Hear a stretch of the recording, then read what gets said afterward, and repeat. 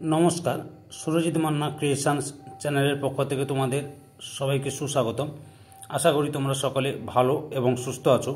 আমি তোমাদের জন্য এই ভিডিওটিতে তুলে ধরছি 2025 সালের ক্লাস 5-এর রায় ও মার্টিন প্রশ্নবিচিত্রা থেকে থার্ড ইউনিট টেস্ট তথা ফাইনাল পরীক্ষার জন্য আমাদের পরিবেশ বিষয় থেকে এক সেট প্রশ্নপত্রের সম্পূর্ণ সমাধান করছি। তার আগে তোমাদের কাছে অনুরোধ, তোমরা ভিডিওটি না টেনে পুরোটা দেখো। ভিডিওটি কেমন লাগলো কমেন্ট করে জানিও, ভিডিওটিতে লাইক দাও এবং শেয়ার করো, এবং চ্যানেলে নতুন হলে চ্যানেলটিকে সাবস্ক্রাইব করে চ্যানেলের সঙ্গে যুক্ত হয়ে থাকো। তোমরা আমার এই চ্যানেলের মাধ্যমে ক্লাস 5-এর রায় ও মার্টিন প্রশ্নবিচিত্রা থেকে 2025-এর ফাইনাল পরীক্ষা তথা থার্ড ইউনিট টেস্টের জন্য আমাদের পরিবেশ এবং বাংলা এই দুটো বিষয় থেকে সমাধান পাবে। এখন আমি আমাদের পরিবেশ থেকে এক সেট প্রশ্নপত্রের সম্পূর্ণ সমাধান করছি, তোমরা পুরো ভিডিওটি লক্ষ্য করো। 223 নম্বর পেজের 6 নম্বর মডেল স্কুল ডেবরা হরিমতি সারস্বত বিদ্যা মন্দির এইচএস এই স্কুলের প্রশ্নপত্রের সেটটি আলোচনা করছি। এর আগে আমি 1 থেকে 5 নম্বর প্রশ্নপত্রের সেটগুলো অর্থাৎ স্কুলগুলো আলোচনা করে দিয়েছি। তোমরা ওই ভিডিওগুলো দেখতে চাইলে আমার চ্যানেলের প্লে লিস্টে গিয়ে দেখে নাও, না হলে এই ভিডিও ডিসক্রিপশনে তার লিঙ্ক দেওয়া আছে, ওখানে ক্লিক করে দেখে নিতে পারো।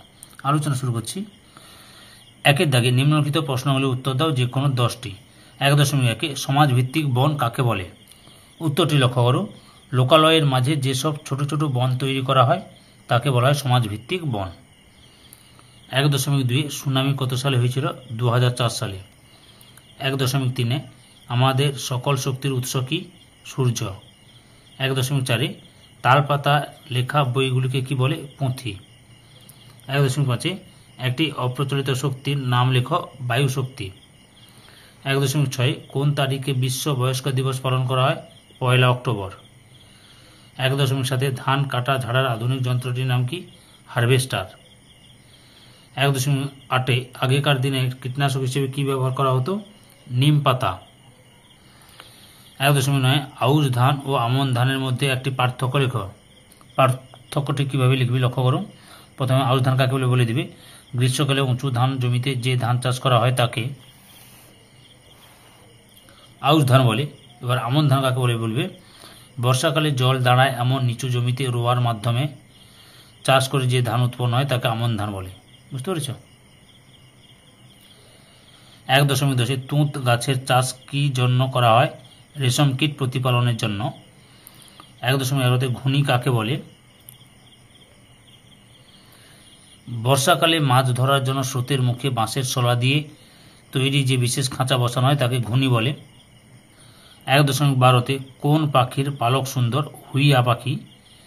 1.13 পশ্চিমবঙ্গের প্রধান খনিজ সম্পদ কি? কয়লা। 1.14 ভুটানের কাছে অবস্থিত জলবিদ্যুৎ কেন্দ্রটি কোন নদীর উপর গড়ে উঠেছে? জলঢাকা নদীর উপর। 1.15 সোলার কুকার কাকে বলে? যে যন্ত্রের সাহায্যে সৌরতাপ ধরে রেখে তার তীব্রতা বাড়িয়ে রান্না করা হয় তাকে সোলার কুকার বলে। 2-এর দাগে শূন্যস্থান পূরণ করো। 2.1 সূর্যের সবচেয়ে কাছের নক্ষত্রের নাম হলো প্রক্সিমা সেন্টাউরি। 2.2 আইলা ঘটেছিল ড্যাশ সালে? 2009 সালে। 2.3 ড্যাশ হলো পরিবেশ বান্ধব একটি যান বা পরিবহন? সাইকেল। 2.4 ড্যাশ দেশে প্রথম কাগজ তৈরি হয়? চীন দেশে। 2.5 রিক্সা ড্যাশ সালে কলকাতায় আসে? 1900 সালে। 3-এর দাগে সঠিক উত্তরটি নির্বাচন করো। 3.1 মাছের বাজারে গেলে কোন মাছটি আর সহজে চোখে পড়ে না? উত্তরটি হলো অপশান ঘয়ে ন্যাদোষ। 3.2 বৃহস্পতির উপর যে ধূমকেতু এসে পড়েছিল তার নামকরণ করো। Option ঘয়ে সুমেকার Levy. 3.3 পৃথিবীর ছায়া চাঁদের উপর পড়লে? অপশান কয়ে চন্দ্রগ্রহণ হয়। 3.4 জীবাশ্ম জ্বালানি হলো? অপশান কয়ে কয়লা।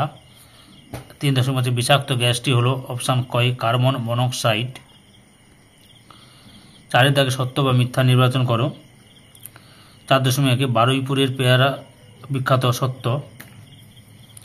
4.2 সূর্য থেকে পৃথিবীতে আলো আসতে সময় লাগে 10 মিনিট? মিথ্যা, 8 মিনিট সময় লাগে।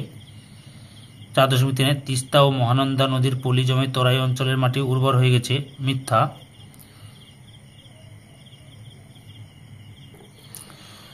সরি, একটু ভুল বলা হয়েছে, এটা সত্য হবে, সত্য, বুঝতে পেরেছ? সত্য হবে, এটা ভুল বলা হয়েছে। তারপরে রয়েছে 4.4-এ সমুদ্রের নোনা মাটি কৃষিকাজের পক্ষে ভালো, মিথ্যা। 4.5-এ আসানসোল সমুদ্র পৃষ্ঠ থেকে প্রায় 200 মিটার উঁচুতে অবস্থিত, সত্য।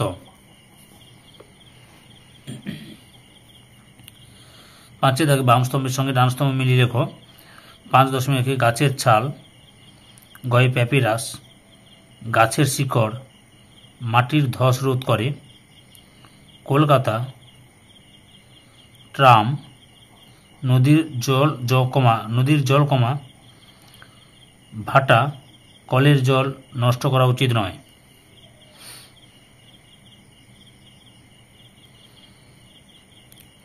6 দাগের নিচের যে কোনো 5টি প্রশ্নের উত্তর দাও। 6.1 ডিভিসি এর পুরো নাম কি? এটি কোন উদ্দেশ্যে গড়ে উঠেছে? ডিভিসির পুরো নাম হলো দামোদর ভ্যালি কর্পোরেশন। গঠনের উদ্দেশ্য, ডিভিসি গঠন করার প্রধান উদ্দেশ্য ছিল বন্যা বন্ধ করা। 6.2 শিশুর যে কোনো দুটি অধিকারের কথা লেখো। শিশুর দুটি অধিকার এখান থেকে শুরু করে এতটা পর্যন্ত লিখবে, অর্থাৎ মোট 7টি অধিকার দেখালাম, তার মধ্যে যে কোনো দুটি তোমরা লিখবে। 6.3 মানুষ বাঘ মারত কেন?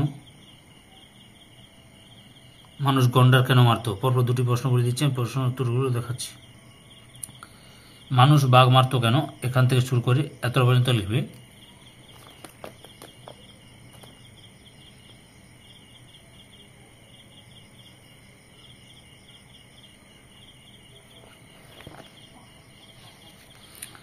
আর গন্ডার মারার কারণটি লিখবে, গন্ডারের খড়গের জন্য মানুষ গন্ডার মারে। 6.4 পথের পাঁচালী কার লেখা? উত্তরটি হল পথের পাঁচালী বইটির লেখক বিভূতিভূষণ বন্দ্যোপাধ্যায়। পথের পাঁচালী বইটিকে কেন্দ্র করে কে সিনেমা বানিয়েছিলেন? উত্তরটি লক্ষ্য করো, সত্যজিৎ রায়। 6.5 লুপ্তপ্রায় প্রজাতির মাছকে রক্ষা করার জন্য কী কী ব্যবস্থা নেওয়া যেতে পারে? এই উত্তরটি লক্ষ্য করো, আলাদা পুকুরে দেশি মাছ চাষ করা, বড় ফাঁদির জাল ব্যবহার করে ছোট আকারের মাছগুলিকে না ধরা, লুপ্তপ্রায় মাছগুলি ধরা পড়ে পুনরায় ছেড়ে দেওয়া, লুপ্তপ্রায় মাছ কেনা বন্ধ করতে হবে, কোনো বিক্রেতার কাছে লুপ্তপ্রায় মাছ দেখলে উপযুক্ত জায়গায় নিয়ে ব্যবস্থা নিতে হবে, এগুলো লিখবে আর কি। দেশি মাছের চাষ ও সংরক্ষণ যথাযথ ব্যবস্থা গ্রহণ করা, এই সমস্ত লিখতে হবে তোমাদের, বুঝতে পারছ? 6.6 সুস্থ সামাজিক পরিবেশ কিভাবে গঠন করবে? তোমরা উত্তরটি এখান থেকে শুরু করে এতটা পর্যন্ত লিখবে। 6.7 ভূমিকম্প হলে তোমরা কি কি সাবধানতা অবলম্বন করবে? লক্ষ্য করো, ভূমিকম্প হলে যে সমস্ত সাবধানতা অবলম্বন করবে এখান থেকে এতটা লিখবে। 7.1 সূর্যগ্রহণ কাকে বলে? এখান থেকে শুরু করবে, এতটা পর্যন্ত লিখবে। আর সূর্যগ্রহণের ছবিটা লক্ষ্য করো, এই যে সূর্যগ্রহণের ছবি, এই ছবিটা আঁকবে। পরের প্রশ্ন, জলচক্র কাকে বলে? জলচক্রের চিত্র এঁকে দেখাও। উত্তরটি লক্ষ্য করো, এখান থেকে শুরু করবে, এতটা পর্যন্ত লিখবে, এই ছবিটা আঁকবে। 7.3 রাস্তা পারাবারের সময় আমরা কোন কোন নিয়ম মেনে রাস্তা পারাবার করব? যে কোনো দুটি নিয়ম লেখো। দুটি নিয়ম লক্ষ্য করো, রাস্তা পার হওয়ার সময় মোবাইল ফোন ব্যবহার না করা, অর্থাৎ তাতে কথা না বলা এবং গান না শোনা। রাস্তা পারাবারের জন্য ফুটব্রিজ ও সাবওয়ে থাকলে তা ব্যবহার করা।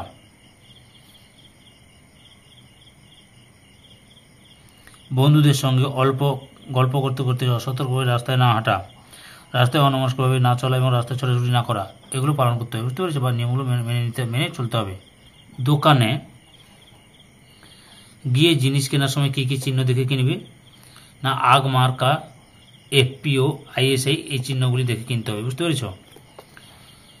লাস্ট প্রশ্ন, আফসানা খাতুন, রেখা কালিন্দী ও সুনিতা মাহাতো এরা কিসের বিরুদ্ধে আন্দোলন করেছিলেন? উত্তরটি লক্ষ্য করো, আফসানা খাতুন, রেখা কালিন্দী, সুনিতা মাহাতোরা কম বয়সে বিয়ে বা বাল্যবিবাহের বিরুদ্ধে আন্দোলন করেছিলেন। সম্পূর্ণ ভিডিওটি দেখে আমার চ্যানেলে পাশে থাকার জন্য তোমাদের সবাইকে অসংখ্য অসংখ্য ধন্যবাদ। আজকে এই পর্যন্ত, পরবর্তী ভিডিওতে আবার দেখা হবে। Tata, bye bye.